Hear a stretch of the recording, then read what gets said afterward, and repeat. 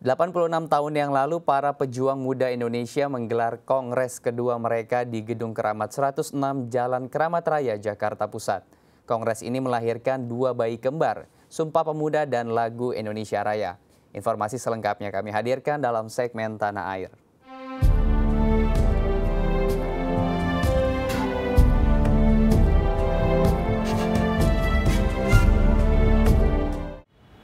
Kebijakan politik etis pemerintah Belanda banyak melahirkan tokoh pemuda intelektual yang bergerak dalam organisasi kepemudaan.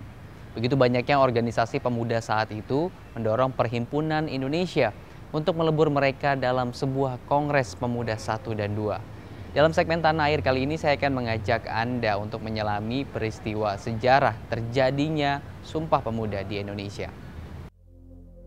Memasuki abad ke-20, perjuangan bangsa Indonesia menampilkan wajah baru. Berjuang tidak lagi dengan berperang, tetapi melalui pergerakan organisasi modern yang dipelopori tokoh-tokoh muda. Ya, tokoh pemuda seperti Amir Syarifuddin, Muhammad Yamin, Aka Gandhi, dan Muhammad Tamzil menjadi motor penggerak organisasi pemuda di Indonesia. Mengusung cita-cita satu nusa, satu bangsa, satu bahasa, para tokoh ini mendirikan Perhimpunan Pelajar-Pelajar Indonesia pada bulan September 1926. Kala itu, Museum Sumpah Pemuda adalah rumah kos bagi para pelajar sekaligus pusat kesenian dan diskusi politik pemuda. Berlokasi di Jalan Keramat Raya, Jakarta Pusat, Museum Sumpah Pemuda masih berdiri kokoh sebagai cagar budaya dan menyimpan nilai sejarah perjuangan para tokoh pemuda dalam Kongres Pemuda 1 dan Kongres Pemuda 2. Bu, boleh diceritakan alur terjadinya peristiwa Sumpah Pemuda di Indonesia? Setelah organisasi-organisasi kepemudaan yang bersifat kedaerahan itu bermunculan atau lahir dari Yogyakarta, Yong Sumatera, Yong Celebes, Sekarukun, Yong Batakspon, Yong Ambon dan lain sebagainya itu lahir, kemudian timbul inisiatif, timbul gagasan bahwa bagaimana kalau para pemuda-pemuda ini kita kumpulkan, kita undang, kita kumpulkan, kita adakan kerapatan besar itu. Kalau organisasi pemuda sendiri yang pertama kali muncul di Indonesia, yang pertama kali lahir organisasi kepemudaan yang bersifat daerah itu adalah Trikoro Dharma. Kemudian melalui kongresnya yang pertama, Trikoro Dharma berubah menjadi Yong Yafa. Kemudian diikuti dengan organisasi yang lain, Yong Sumatera, Yong Celebes dan lain sebagainya, Yong Lair. Jadi organisasi pemuda itu yang Yong Yafa, Yong Japa adalah mereka pelajar Stovia yang dari daerahnya masing-masing tinggal di Jakarta dan membentuk perkumpulan itu ya, Bu? Iya. Berarti bukan mereka di daerah? Enggak, pembentukannya di Jakarta. Iya. Oke, seperti itu. Pada tanggal 7 Maret 1915, atas prakarsa Satiman Wiryo Sanjoyo, organisasi pemuda pertama Trikoro Dharma resmi berdiri. Setelah merubah nama menjadi Yong Yafa, pada tahun 1921, atas prakarsa Sukiman dan Muhammad Amir, diusulkan adanya federasi antara Yong Yafa dengan Yong Sumatera Nenbon, tetapi menuai kegagalan. Melalui Perhimpunan Indonesia pada tanggal 15 November 1925 dibentuk panitia penyelenggara Kongres Pemuda pertama. Kemudian disusul Kongres Pemuda kedua yang digelar pada Oktober 1928. Ya Bu, tadi di ruang depan, di ruang fokus, Ibu sudah sedikit cerita tentang Kongres Pemuda 1. Apa Bu yang terjadi di Kongres Pemuda 1? Di Kongres Pemuda 1 itu sama membicarakan persatuan dan kesatuan, juga tentang kependidikan. Dan kebetulan setelah dijadikan museum, ini namanya Ruang Kongres Pemuda 1. Kita namakan Ruang Kongres Pemuda 1. Dan ini adalah foto-foto kegiatan pada saat Kongres Pemuda 1 yang ternyata Kongres Pemuda 1 itu bukan di sini ya, tapi di Gedung Kimia Farma ya, Jalan Budi Utomo 1. Nah, ini hanya penggambaran aja.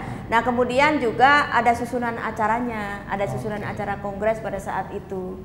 Itu, dan di situ juga ada pembicara-pembicaranya banyak. Ya Bu, tadi kan kita sudah masuk ke kongres pertama Kemudian kita sekarang masuk ke kongres kedua. Apa yang lahir di kongres pemuda kedua, Bu? Ada istilah dengan dua bayi kembar. Dua bayi kembar. Ya, okay. Yang pertama lahirnya lagu Indonesia. Yang sekarang Indonesia Raya, lagu kebangsaan kita. Kemudian yang kedua lahirnya Ikrar Pemuda yang terkenal dengan sebutan Sumpah Pemuda. Oke. Ya, Bu, dari informasi yang saya dapat, lagu Indonesia Raya itu pertama kali dikumandangkan di rumah MH Tamrin ya, Bu ya, bukan di sini. Lagu Indonesia Raya pertama kali dikumandangkan di sini. Oh, gitu. Di saat Kongres Pemuda 2 sidang ketiga. Jadi makanya itu disebut dengan lahir dua bayi kembar. Yang pertama lahirnya lagu Indonesia.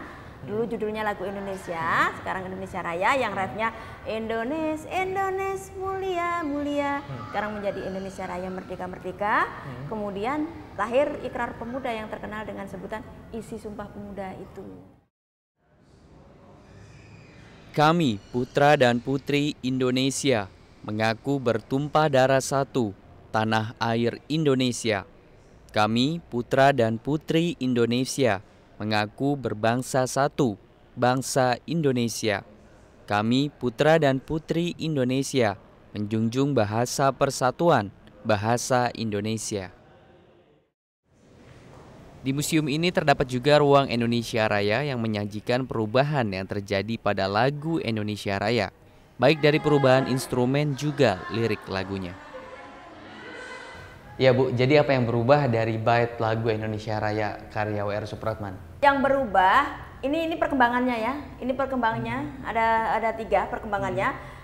Yang pertama yang dinyanyikan pada saat kongres ya, tanggal 28 Oktober 1928, itu di sini nih. Sumbernya dari W.R. Supratman, tapi di bulan November 1928. 1 bulan ya setelah dikumandangkan di betul. Gedung ini ya? Iya. Nah, kemudian kalau ini perubahannya di refnya. Jadi kalau di perkembangan pertama yang dinyanyikan itu Indonesia, mana refnya? Indonesia mulia mulia. Kemudian ini juga masih Indonesia mulia mulia. Kemudian di yang perkembangan ketiga sampai sekarang ini Indonesia Raya Merdeka Merdeka. Kedaulatan Republik Indonesia tidak terlepas dari perjuangan pemuda dalam upaya merebut kemerdekaan. Menjadi keharusan bagi pemuda di era demokrasi saat ini untuk melanjutkan perjuangan dalam membangun bangsa Indonesia. Imam Asy'ari, Riki Yahya, Dai TV, Jakarta.